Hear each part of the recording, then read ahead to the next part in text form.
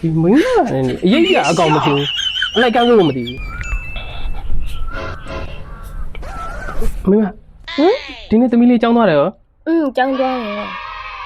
ကြောင်းကြကိုဒီနေ့ရေချိုးထားဒီလိုလုံးမှုကြိုင်နေကြည့်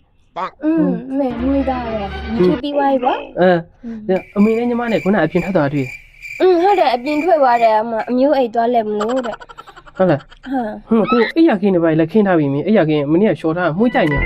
ဟုတ်လားအဲ့ရခင်းတော့ခင်းပြီးသွားပြီပေါ့ကုန်ခင်းထားပြီပြင်အမလိုက်ကားတွေပါလေအကုန်လုံးချပြီးသွားပြီ